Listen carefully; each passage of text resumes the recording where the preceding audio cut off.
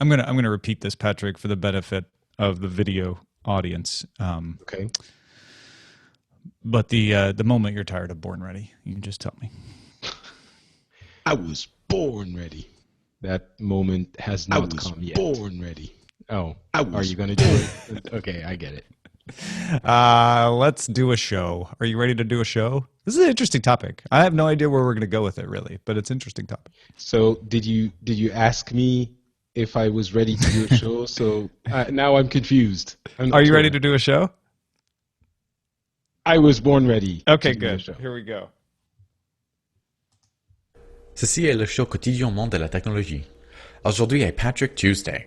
Si vous voudriez soutenir DTNS, allez à patreon.com/acedetect. I was born ready. This is the Daily Tech News for Tuesday, May 5th, 2015. I'm Tom Merritt. Joining me today, as he does most Tuesdays, Patrick Beja, DTNS contributor and independent podcaster at FrenchSpin.com. How are you, Patrick Beja? You know what? I had completely forgotten about that intro, and it might just patch things up with my country today. I've been not very happy with how things have been turning up. Do you feel a little bit more fraternité with your country after hearing that? Probably, and that fraternité had been a little bit damaged because the law about mass surveillance that I had mentioned on the show a few weeks ago has been voted. And has been voted in by an immense majority of the parliament. And it's really disheartening when the entirety of the experts and the civil society and the judicial authorities are saying this mass surveillance law is unnecessary, inefficient, and dangerous, and they still go ahead and vote it. I'm not saying it happened to me, but if there's anything that will destroy your trust in the way things work, then I would imagine that would. And so great. Less on the liberté, more on the fraternité. More on the surveillance-ité. Surveillance-ité. To coin a phrase. All right, let's get into the headlines.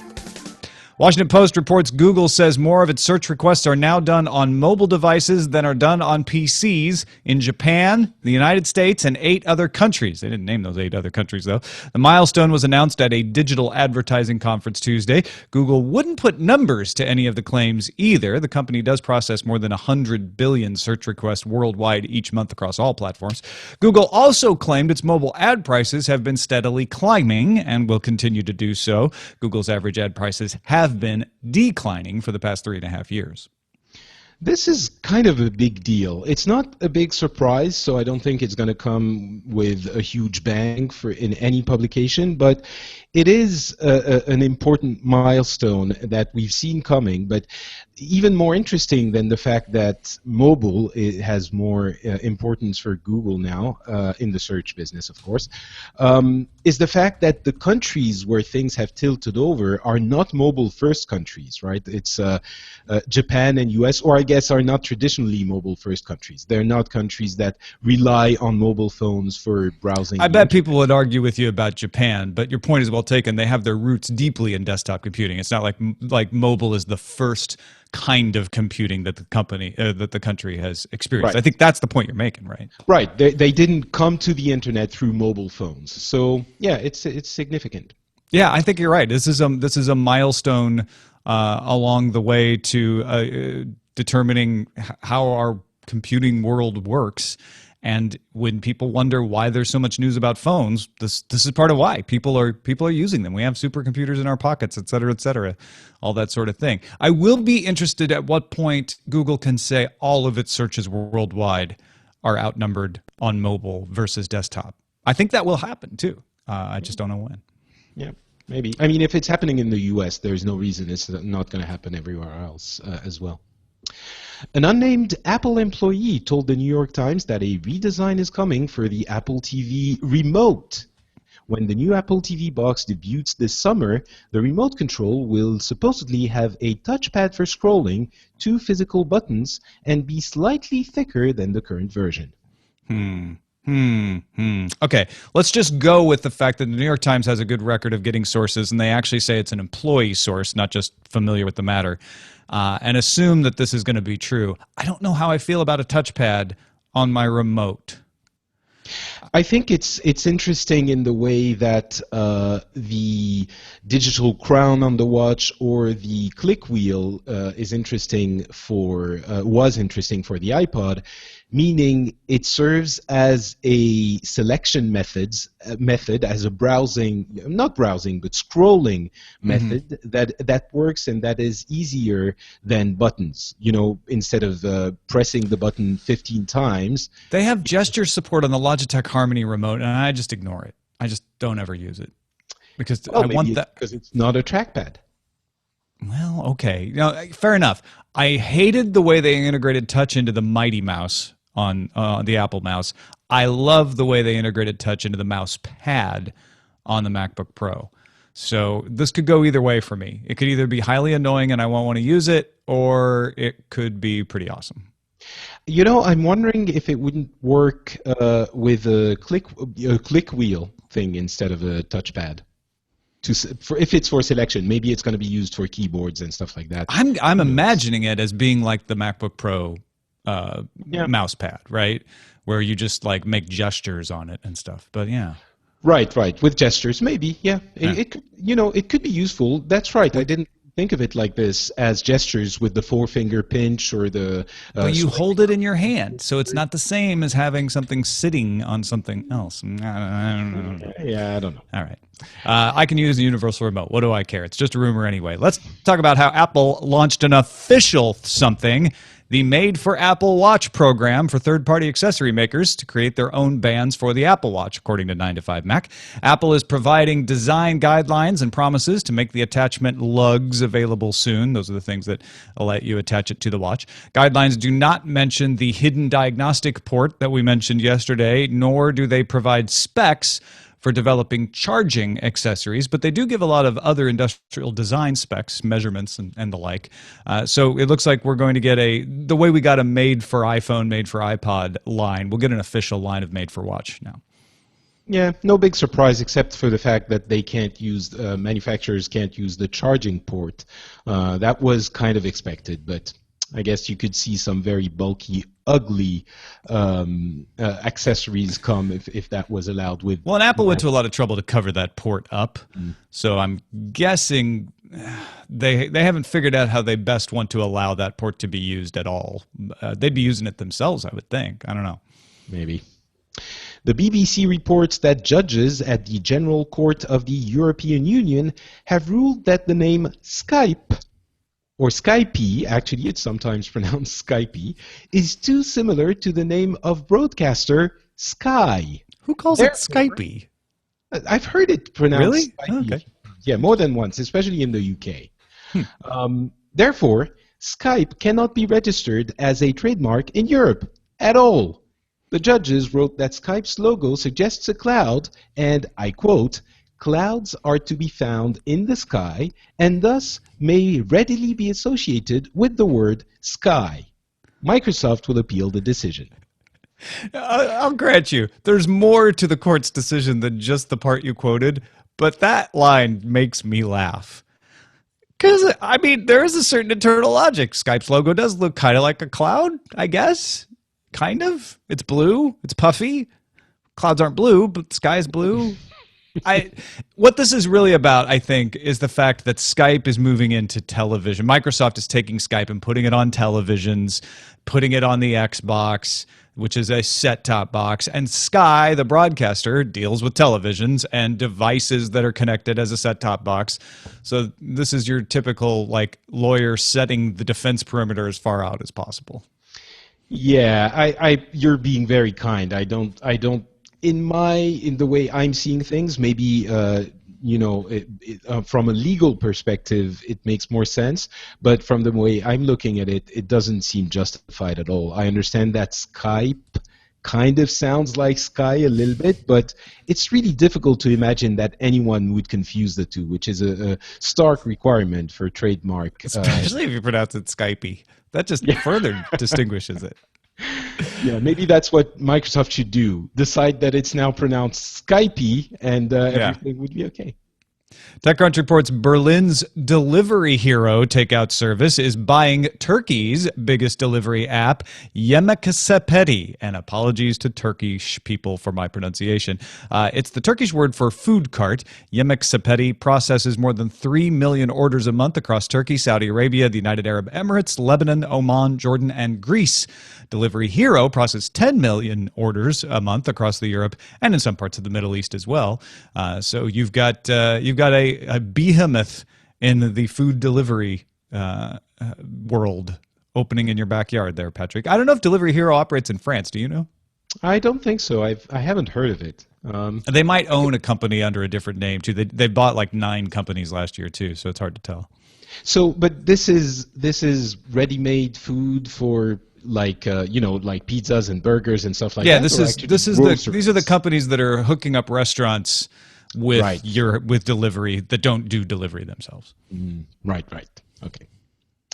The Verge reports GOG has put its Steam competitor called GOG Galaxy into open beta. GOG Galaxy includes features like auto-update, in-game chat, and achievements, and all features are optional. The one feature GOG Galaxy lacks is DRM. No DRM? What? Oh, what's happening? My Steam has lots of DRM, although I can still. They made a big deal in the Verge article and a few other articles I saw about how GOG Galaxy can play games offline. Steam games can be played offline too. But I get what they're saying, which is you don't even have to think about it with GOG Galaxy because there's no DRM, whereas Steam sometimes it'll cause a problem when it's offline. Very rare, but it can. Yeah, even more. I mean, GOG is just you download your game and you're fine. You never need to worry about anything ever again. Whereas for Steam, there is the question of the ever-looming threat of Steam pushing a button and disabling all of your games because it's laden with DRM. But yeah, it's definitely good that we're seeing some competition. I mean, GOG, which started out with the actual name is Good Old Games, by the way. They were selling lots of old games with no DRM, and now they're growing. And what is really happening now is that piece of software that acts as a store that is coming into beta, and that's how it's going to really compete with Steam. And I think Steam is in sore need, well, not for them, but Steam users are in sore need of competition, and there has been none on the PC. What EA has their no, not well, EA only sells EA games. Blizzard only sells Blizzard games. That's true. I guess you could consider Battle.net a competitor. Yeah. And there's even Uplay, the Ubisoft equivalent. But they're all dedicated to their publishers' games. So, GOG, I hope it grows. The one thing that makes me worried a little bit is that I'm guessing DRM-free is one of their very strong bullet points, and I'm guessing no publisher is going to release recent games DRM-free, except of course for the Polish ones that live in the next building, because it's basically the same company of CD Projekt who include The Witcher, and The Witcher 3 is going to be there too.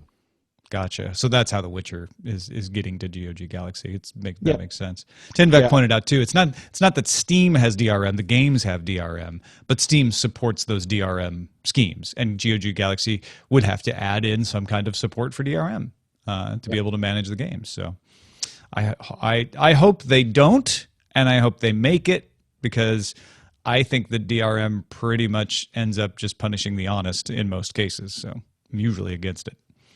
Not always. Not always. The Verge has a lovely write-up about a Scottish filmmaker named Ryan McHenry, who created the Ryan Gosling won't eat his cereal meme on Vine in early 2013. Did you catch that meme? I saw it maybe once. No. I didn't really get caught up in it. No, I didn't see it until, I saw the resolution today. Right. Well, so the meme was he had a good close-up picture of a screen of Ryan Gosling from a movie kind of shrinking away and covering his mouth with a mask as he slowly brought a spoonful of cereal up. And he called it Ryan Gosling won't eat his cereal. Sadly, yesterday Ryan McHenry died 2 years after being diagnosed with bone cancer. So yesterday, Ryan Gosling uploaded a Vine video of himself pouring some cereal, offering a cereal-filled spoon salute to McHenry, and then finally eating his spoonful of cereal. A Just Giving page was set up in McHenry's memory to raise money for Sarcoma UK. That's a research firm that looks into bone cancer. You can go to justgiving.com/Ryan McHenry if you're interested in that. Time now for some news from you. These are just a couple of highlights from our subreddit, dailytechnewsshow.reddit.com. Here was our top vote getter on the subreddit today. sensorymultimedia posted a 5-day-old Washington Post story about U.S. Congressional Representative Ted Lieu, who called law enforcement's request for a backdoor to all encryption technologically stupid during a hearing about the matter. Representative Blake Farenthold and Subcommittee Chair Will Hurd shared Lieu's skepticism. They didn't phrase it exactly the same way. Representative Lieu has a BS in computer science from Stanford. Chairman Hurd has a BS in computer science from Texas A&M. So the right people to be on this committee, thankfully. On the other side, Daniel F. Conley, DA for Suffolk County in Massachusetts, testified that companies like Apple are protecting, quote, those who rape, defraud, assault, or even kill, end quote, with their encryption policies. That's technologically stupid is sort of like, kind of a cheap shot. That quote from DA Conley, way over the line. I would characterize it, the comment about the technologically stupid thing makes sense. I would characterize that comment about plain stupid, just as plain stupid. Just stupid, yeah. Yeah, exactly.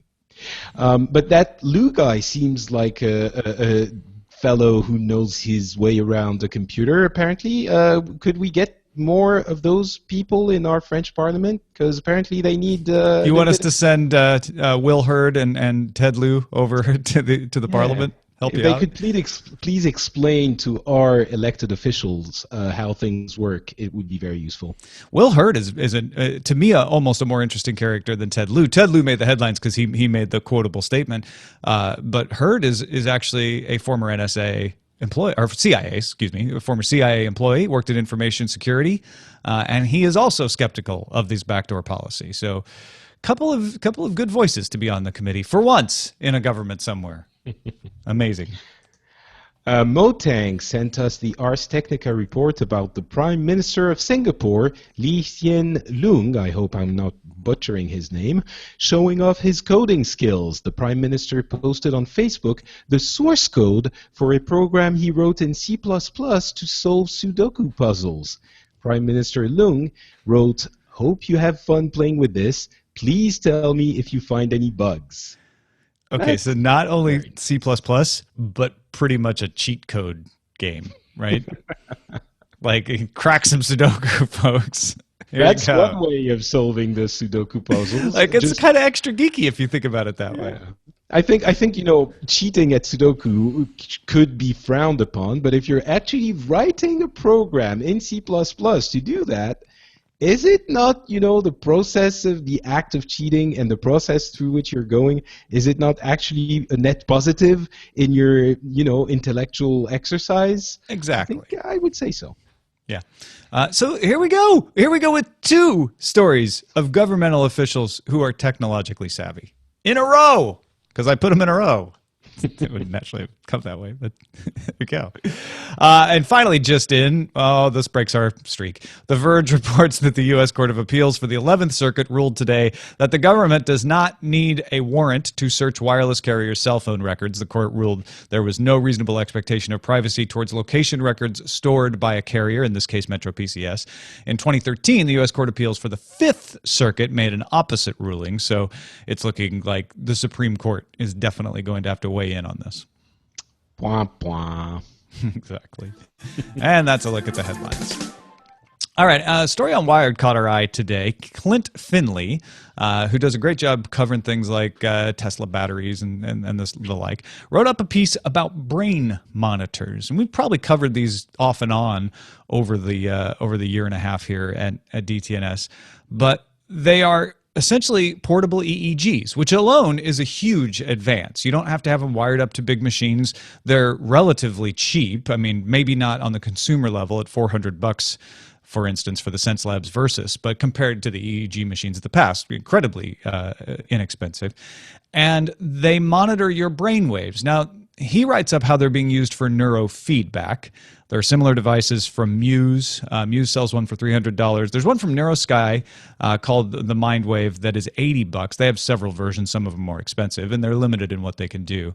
But all of them monitor your brainwaves, and they work with different software to monitor your focus. So some of them that are trying to do neurofeedback give you a bigger score as you focus. Others, rather than just giving you a straight score, let you control objects by focusing or controlling your stress. They're being sold under the studies that have said that neurofeedback can provide positive benefits for certain diseases like ADHD. There are mixed results. Some studies show that they don't, when there's a control group, show any significant effect. So I don't know. MindWave works with an app that changes the end of a movie based on its readings. You could go lots of ways. There's obviously a medical route that they're going with, which seems a little snake oil to me, even though it's got some science behind it, that this is going to help you improve your focus in life and be less distracted. And they definitely point to studies that say the less distracted and the more focused you are, the happier you are. It's when your mind wanders that it tends to be linked to a feeling of unhappiness. But there's also just the benefit of being able to use your brain in video games or movies or entertainment. Patrick, where does this kind of thing take you? It just sort of struck me today. We've got a commodity brainwave reader now. Yeah, that's a really interesting prospect, and well, actually, it does make your mind wonder about the possibilities, both wonder and wonder. All of the ders. But currently, it seems it's being used as an assistant to meditation. It's computer-assisted meditation. That's what it sounds like, at least. But what's really interesting is that we've seen in the past few years the resurgence of a very powerful 80s fantasy, which was VR and, to some respect, augmented reality. And the brain wave controlled or mind controlled computer is another one of those 80s fantasies where we also had very bulky, inefficient prototypes almost that promised to read your brain waves and allow you to control a computer, a mouse, or have an input method for the computer. And that never materialized. So it doesn't seem like we're quite as close to that as we are to VR and AR, but it seems like we're making great progress, and maybe that's going to be the next thing from the 80s that we're going to be able to have. So what applications could we have for those? I guess the first one that comes to mind is just controlling, as we were saying, controlling your computer. Maybe in games, that could be a possibility to have lightning fast reflexes or have slightly different once you have that technology available, developers and designers think of new ways of using it. Well, all of these focus, because they are meditation focused, like you say, they have games where you have to calm down to make your game winnable, right? And which is counterintuitive, right? It's because you usually are getting stressed out as you start to win, like I don't want to mess up, and it's teaching you the opposite, which is really intriguing to me. There have been, I can't remember if it was a project or if it actually came out, but I remember some games were planning on using the heartbeat monitor.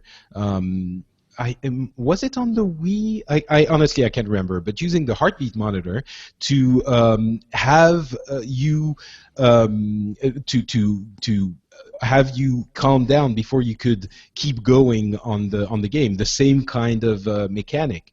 But that's not exactly the thing I was thinking about when I thought input system control scheme.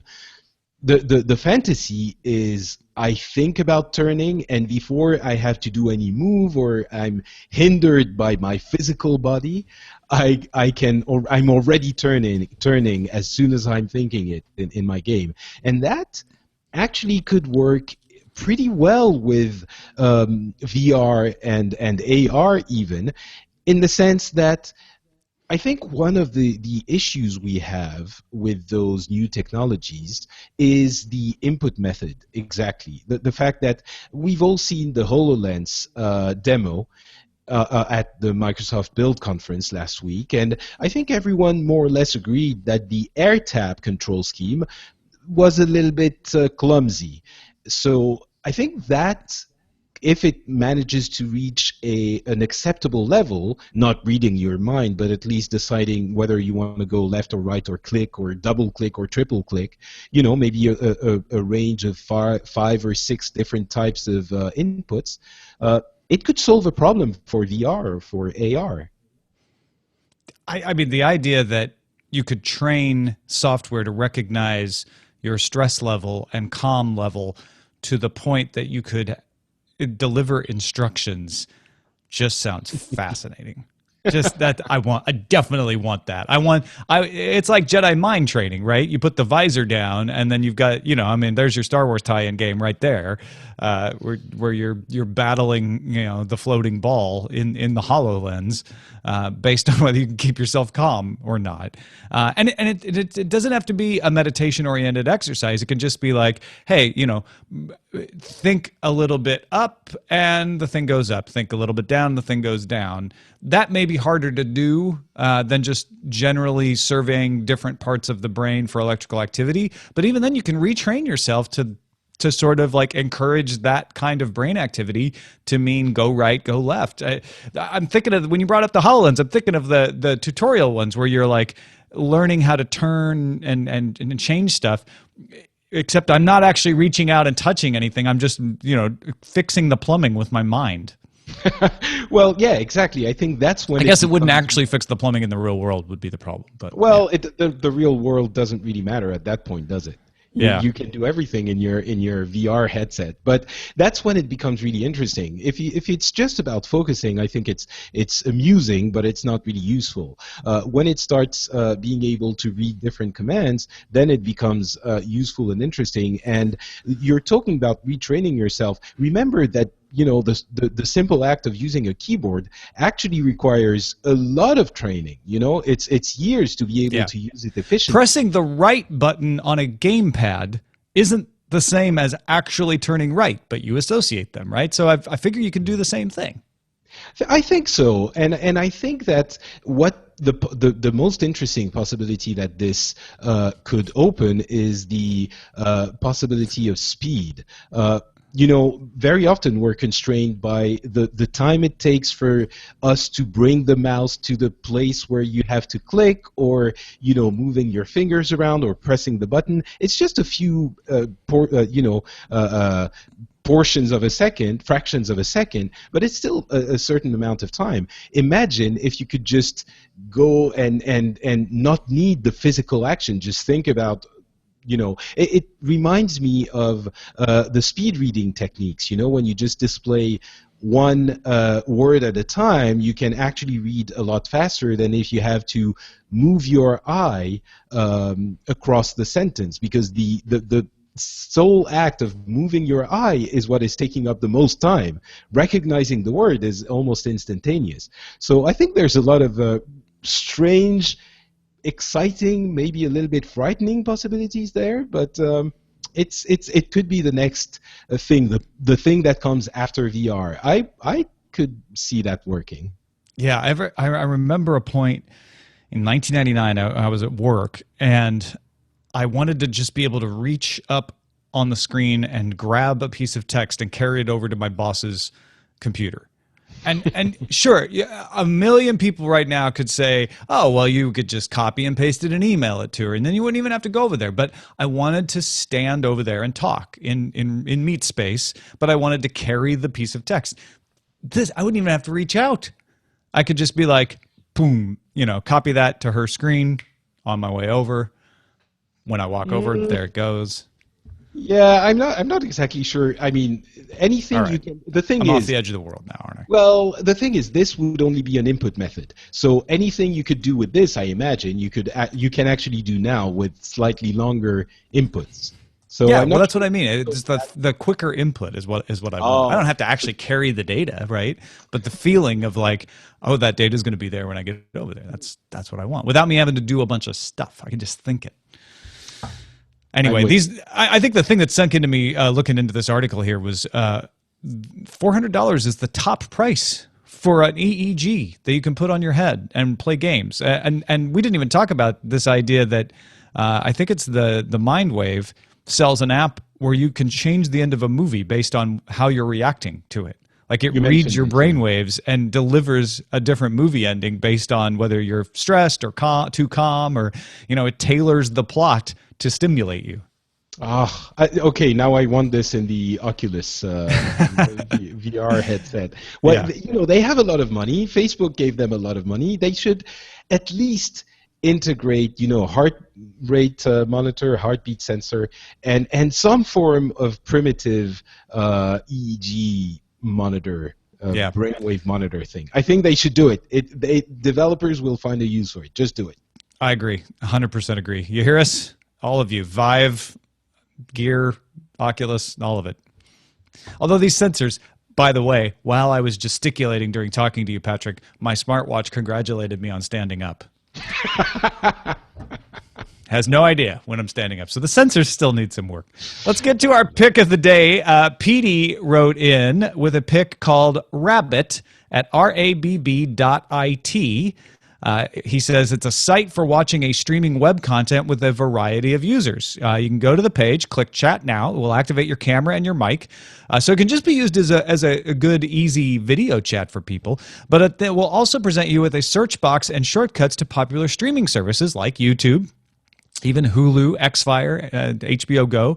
A user can then log into their streaming site. They have to have a valid login, send the URL to all their friends, and then share the stream with up to 10 other people. Anyone plugging in that URL can join the session and watch the stream. There's even a lock feature, so once everyone is in the session that you want, you can keep out any URL hacking randos that accidentally type in your URL. If you choose to register, you can get the same room every time you log in, and you can safely leave your Netflix, YouTube, and other site logins for the next time you have a Rabbit session. He used it last weekend to watch Django Unchained with a friend in Mexico. Now, I held off talking about this for a while because I needed to find out what the deal is with it, and it's a legit service. They have a very strong copyright infringement policy here, but you should be aware that, if you're sharing Django Unchained with a friend who doesn't also have a Netflix login to watch Django Unchained, you might be violating your terms of service, although Rabbit seems to think that they could be able to get away with this. Well, that's kind of an interesting service anyway. I'm thinking, E3 is coming up, and there are going to be a lot of very exciting press conferences from different video game developers and publishers. Sure. And so these things, the WWDCs, the Google I/Os, the E3 conferences, they're my Mayweather, whatever his name was, fights, right? That's what I'm excited for, and of course I watch them over the internet. I'd love to watch them with friends. Yeah, and that would seemingly, I would assume that the terms might. Let's put it this way: even if the terms don't really allow it, because it's technically possibly considered a rebroadcast, I don't think they would be going after that use of it because everybody could access it themselves. It's not a rights restricted thing. It's basically creating a virtual Chrome tab that it then shares across those 10 accounts. So there's going to be an interesting legal battle if this thing catches on. But like you said, for non-controversial uses, like watching a public stream that is available legally to everybody, it's a great tool to check out. So thank you for the pick. But wait, are you sure it doesn't, if every user needs to have access to the service that they're watching the video on? That's not the way it works. As far as I can tell, only the originating user has to have access to the service. Then the 9 other people can watch the virtualized tab of whatever's in that tab. Okay, then it's never going to survive. It's going to get lawsuit hammered into oblivion, I would think. But maybe. You never know. There's an argument to be made, certainly, that this is no different than gathering friends around a TV because it's limited in the number of people it can do that to. It's not rebroadcasting to the entire internet. My guess is that the media companies won't see it that way. Yeah, I would guess so. And then judges might not see it that way, and then it all falls apart. Send your picks to feedback@dailytechnewsshow.com, and you can find my picks at dailytechnewsshow.com/picks. But to Rabbit's defense, I should add, their policy very strictly prohibits you from infringing copyright knowingly. So there you go. And there are some valid Or uses. I mean, if everyone, for example, has a Netflix account or watches a YouTube video, that it could work. Yeah. Our messages of the day got a lot of good response to our emoji conversation with Veronica yesterday. I'm going to read a selection of some of those, but thanks to everybody who wrote in. Ted San doesn't see emojis as replacing conventional language, but instead coexisting with them. He says, much like Japanese has katakana, hiragana, and the pictographic kanji, thankfully emoji are more universally comprehensible, allowing them to bridge many languages and cultures. Do you find those comparable, Patrick? I guess in a way, Japanese is really interesting because indeed they have different. I don't know. It is maybe similar. I don't think the problem is with kanji. I'm sorry, with emojis, you won't be able to express everything. Period. So you're always going to need traditional language. But I do think, as you were saying yesterday, I do think it enhances the language, and I also think it provides something that written language alone lacks, which is a certain color, a certain emotion to the language. It enhances it definitely in that way, and it is. Yeah, Ted is right. It does compare to the Japanese. It's analogous, I guess you could say. Yeah. A little bit, yeah. Soren wanted to point out how emojis from different providers appear different. He wrote that you can look at emojipedia.org and read the definitions of the various emojis and see how they are designed by Apple, Google, Microsoft, Twitter. Especially the flushed face, Soren says, is pretty different in the emotion it seems to be conveying on the different platforms. Alan adds, the different chicken and toilet that I saw after the show illustrates another thing Veronica was talking about. Emojis are thought of as fun because they're drawn cute, but they don't have to be. As their usage develops, no doubt there will be many emoji fonts. Veronica also mentioned how emojis are a universal language. I wonder to what extent that will remain true once more abstraction layers are in place. It seems possible, even likely, that abstract use of emojis could be regional or otherwise limited to specific communities. But yeah, I mean, there's definitely, if not the emojis themselves, I'm sure certain interpretations of the emojis might change depending on the community, country, region. Still, it's more. The thing I didn't catch quite immediately. The kanjis are pictographic, so basically initially they represent, they're just an image of something that we have in real life, and that's what emojis are, right? So they're a lot closer to, they're a lot easier to interpret because they represent something that everyone can understand. Maybe if that thing has a different meaning in different countries, I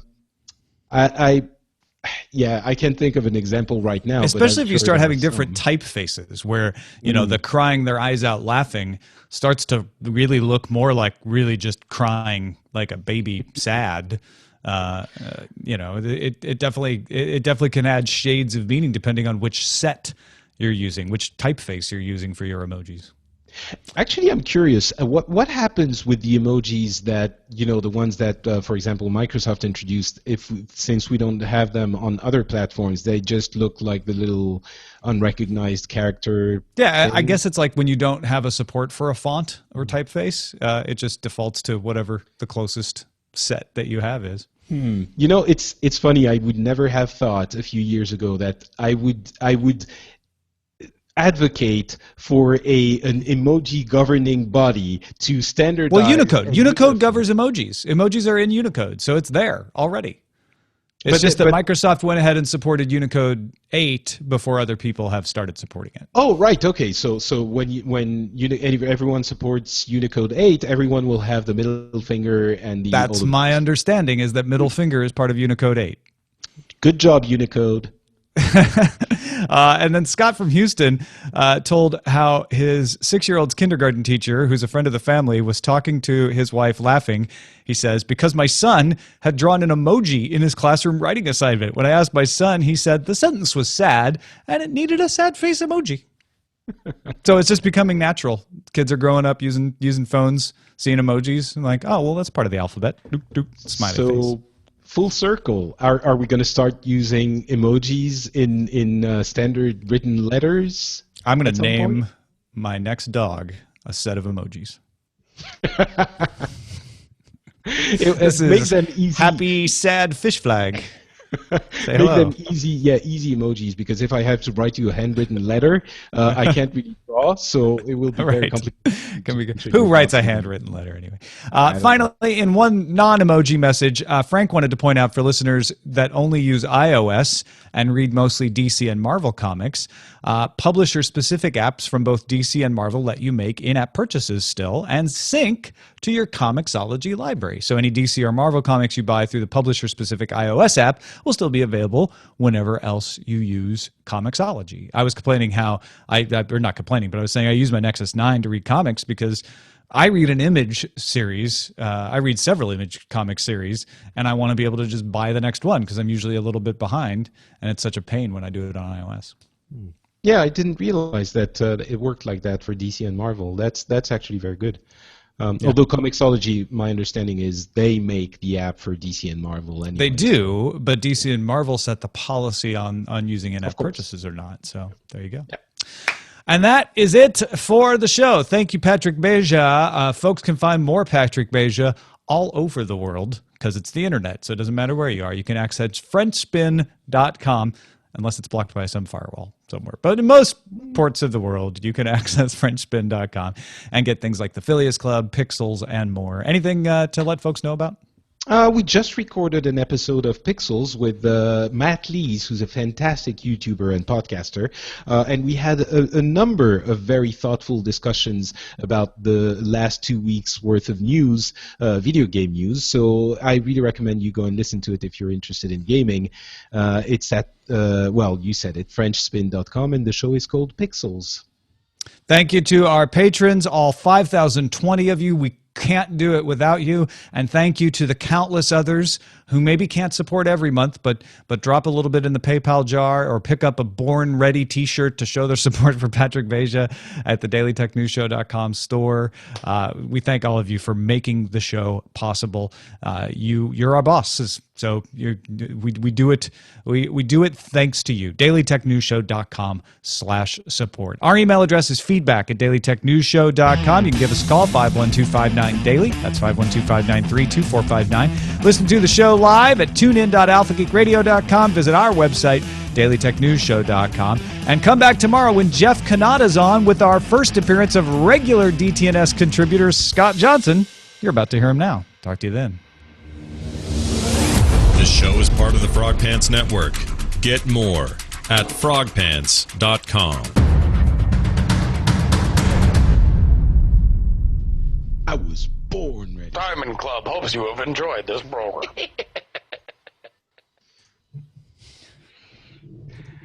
Excellent.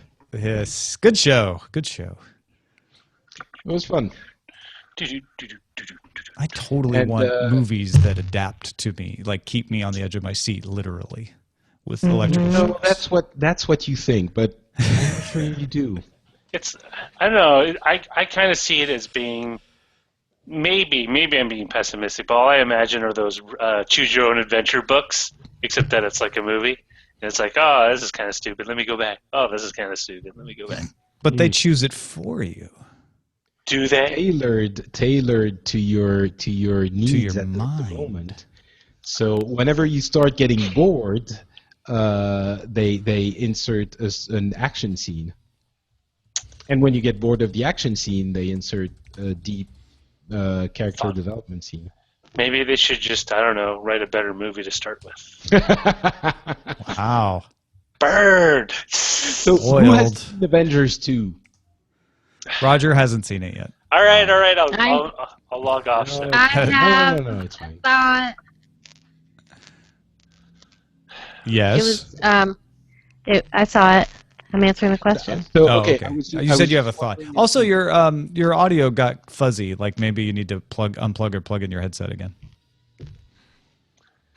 I was just wondering if people agreed that there's less character development in the second one than in the first one, and Did that's Roger actually like go away? Oh, did he? I'm still here. Oh, okay. I just Wait, see the you logo.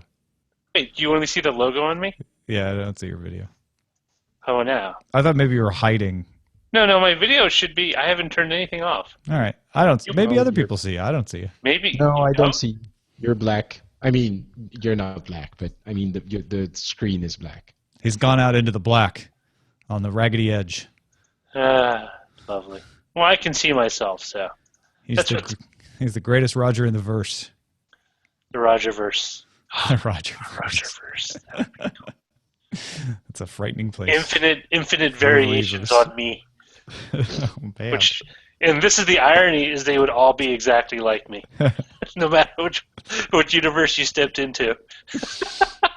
This one's just a slightly bit less grumpy. This one's just a little bit more grumpy. Do you see me, Jenny, or no? Oh no, I can't hear you, Jenny. I'm sorry. I don't see you. Oh, we hear you now. Good. Patrick, have you seen Daredevil? This is my way of answering your question. Yes, I have, and I think Daredevil is definitely the best Marvel thing on TV.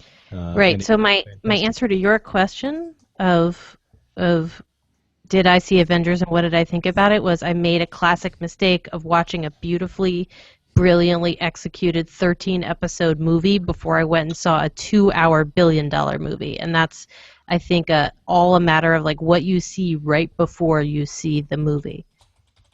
So what you're saying is I should have watched Agents of S.H.I.E.L.D. for 3 hours. Yeah, pretty much. To clean the palette. Yeah. Well, I Wow. went to see it a second time last week and didn't.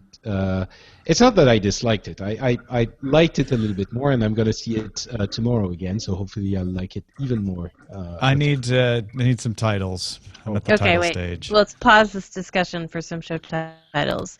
There are some good ones. We had Go Go Google Mobile, Go gadget. Laid EU Back has with my its- mind on my monitor and my monitor on my mind. EU has its head in the clouds. Got my Mind mind the on my Mind mind. Gap. Mind And the my Mind favorite, Gap. the sky In the Skype. sky in Skype is silent. It's just P. It's just Skypey hypey. Got my mind on my monitor. On my Apple mind, on gets my in mind, touch y'all. remotely. a new Apple TV remote. You guys got any favorites? Mind the Mind Gap is. I like that one too. I like that. Sky the mind Sky gap. P is funny, but I don't know. Well, you know. Mind the mind gap. Um, Stand clear of the closing mind. I just like Go Google Mobile. Go gadget. By the way, we were wondering if the emojis would break certain podcatchers. It broke a couple. There was one guy who's like, it broke iTunes. I'm like, how, really? It didn't break iTunes for me. He's like, well, but I use iTunes to feed my MP3 to this other program, which feeds it to another program, and it broke that other program. I'm like, oh, okay, that's different than breaking iTunes. so how did you get the emojis in there? Oh, I guess Copy Yeah. and paste. Unicode code. Yeah. Unicode. All right, mind the gap. Mind the mind gap. Please Patrick, return you to might- kind of silently, Yeah. backhandedly denigrating Agents of S.H.I.E.L.D. Yeah. No, so wait, yeah, I have Big a thing Jim, that Big will Jim help. is saying. Oh, sorry. The thing that will help you, Patrick, is that Joss Whedon just did an 1.5-hour podcast on Empire magazine, and he talked about all the things that were cut out of of Age of Ultron, which are exactly the things you're talking about. And then he quit Twitter. So I hope. Yeah, that was so sad. I mean, I'm as feminist as the next feminist, but saying that Whedon is not a feminist is just makes me sad. He's such a Yeah. anyway. There are so many powers. I'm a full Whedon apologist. There are so many powers beyond that man's control in the making of this movie that any complaints about Black Widow are way more likely to be correctly directed at Marvel Entertainment and Marvel Studios than Joss Buffy the Vampire Slayer Whedon. Yeah, I mean Buffy the Vampire Slayer, Dollhouse, and you know the strong everything. female characters in Serenity, and anyway. So Empire podcast. All right, I'm downloading it now. I'm really hoping we get a director's cut version on the DVD, on the Blu-ray. Yeah, there was a lot. I'm not going to go into it in detail, but for those who have seen the movie, the entire internet is things Joss Whedon said on the Empire podcast today. Okay, I'm going to listen to it. Yeah. Yeah. And it really... Big Jim is saying Agents isn't that bad. Big Jim, yes it is. I'm with Big Jim on this one. I don't think it's that bad. I'm enjoying it. I'm splitting down the middle and saying it's just an uneven show, and it does the same thing that many ABC fantasy property shows do, which is being very bad. Hold on. Is that it is not consistent with its character arcs, and it makes its characters hard turn to the right and the left of their middle point or their natural evolution based on the needs of the moment of the episode, rather than what Daredevil did so beautifully, which was a 13-episode consistent arc of character. I mean, again, by the way, Agents of S.H.I.E.L.D. does 22 episodes, and so sometimes they're filling a lot of space, but and that's another problem. But I guess my bottom line is that, like, I think Agents of S.H.I.E.L.D., when it is good, is so, so good. When? But I think when was that? So what you're saying is it's Winter not Soldier that and bad. right after. I'm saying it's uneven. Yeah, which is kind of the same thing as saying it's not that bad. Yeah. not No, that I good. agree with you. It's not I that agree bad. with you. Well, It's I uneven. did. I'm just showing that all of us agree except for Patrick. Right. I'm very comfortable in that role. But see, the thing is, it could have been so much more. It could have been, the glue that held the entire Marvel Cinematic Universe together. It could have been the human side of the MCU. It could have been so many things. Could have been a And contender. Well, here's an interesting conundrum. I have an interesting conundrum for you. Do you think Agents of S.H.I.E.L.D. lacks a certain fire because the character who is its titular lead, Agent Coulson, is an inherently reasonable, laid-back guy and never deviates very far from that? You mean there's no drama from him? He's not a character that changes or grows particularly by nature. No, it's a bad series because it has ABC behind it, and they had to get young, good-looking actors to play the roles of. First of all, they can't act, except for what's his name, the one that got his thing on the head and changed. He's mind-blowing, and every time he's on screen, you think, "Wow, that's what acting looks like." Talking and about everyone Fitz? else can't.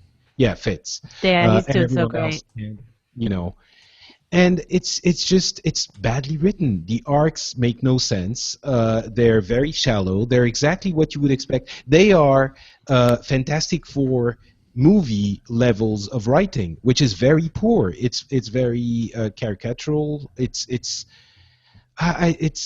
just a bad, average to low, broad-reaching TV show. Bro-reaching. You could go there. Yeah, it's bro-reaching. You've just coined a wonderful term, and don't run away from it.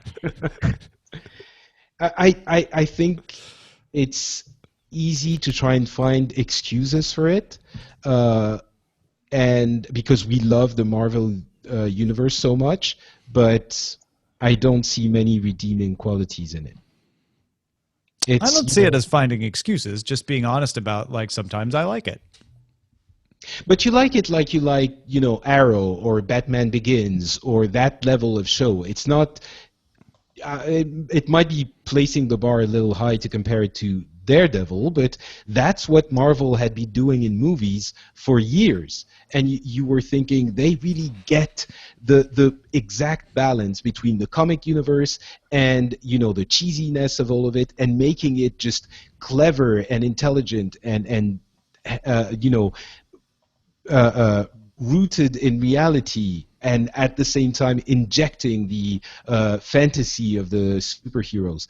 And the Agents of S.H.I.E.L.D. thing, I feel, does nothing of that. It just says, let's do a TV show with different characters that are pretty and that things blow up from time to time. I think in the first season it was 100% guilty of that up until mid-season.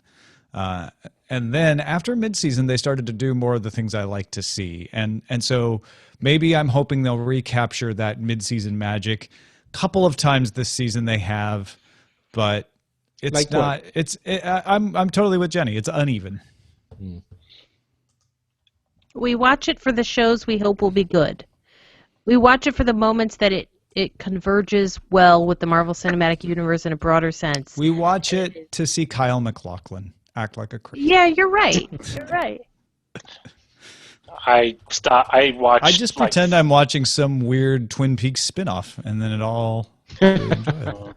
Do you like? But do you like Agent Carter, or you haven't seen? I loved Agent Carter.